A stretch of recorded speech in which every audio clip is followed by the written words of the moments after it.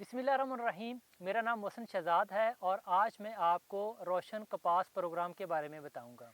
ये संजंटा का एक ऐसा प्रोग्राम है कि अगर आप इसको अपनाते हैं तो आपकी जो पैदावार है वो आम पैदावार से बहुत ज़्यादा आती है। तो इसको लेके कैसे चलना है? सबसे पहले ज़मीन की तैयारी है।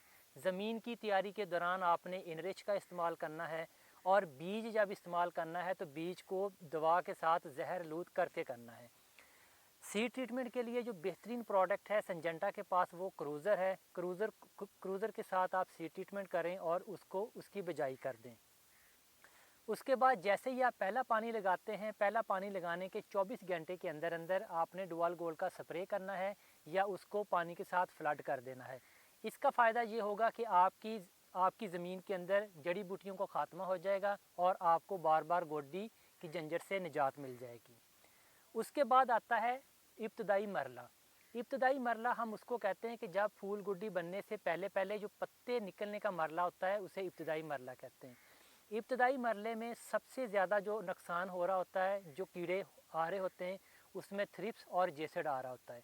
उसके लिए संजंटा के पास स्मोडस के नाम से एक प्रोडक्ट है जो कि प्लिनाथोलिन टेक्नोलॉजी है और इंतहाई ज़बरदस्त टेक्नोलॉजी है। इसका पहला स्प्रे आपने माशी नुकसान की हद पे करना है या आम रूटीन में हम कहते हैं कि 40 दिन पे आप इसका पहला स्प्रे करें और उसके 7 दिन के बाद इसका दूसरा स्प्रे करें।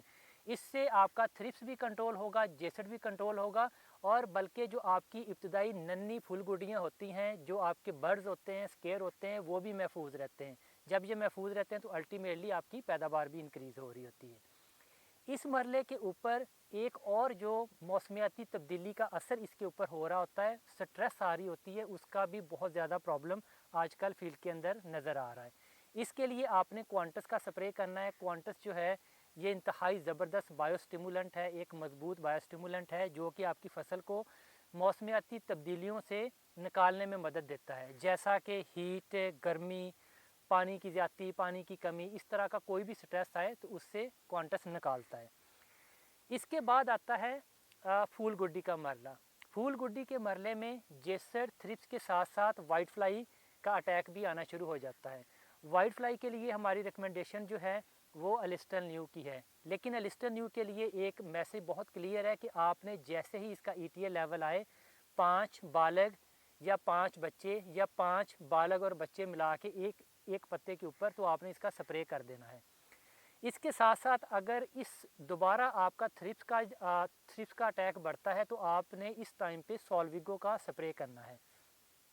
इसके बाद जो नेक्स्ट मरला है वो फूल गुड्डी और टिंडे बनने का मरला है। इस टाइम पे जो फसल को सबसे ज़्यादा ज़रूरत होती है टिंडों की भराई में, वो SOP की होती है। तो संजंटा के पास SOP इंतहाई ज़बरदस्त मौजूद है।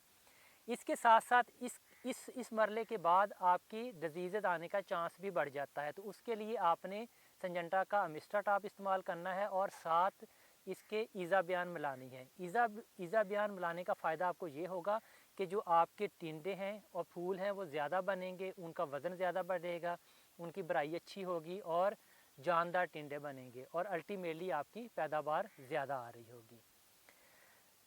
तो इस टाइम पे गुलाबी सुंडी का अटैक भी होना शुरू हो जाता है। उसके लिए आपने एम्प्लीगो यूज़ करनी है। एम्प्लीगो की जो डोज़ है वो 160 ml पर एकड़ के हिसाब से इस्तेमाल करें।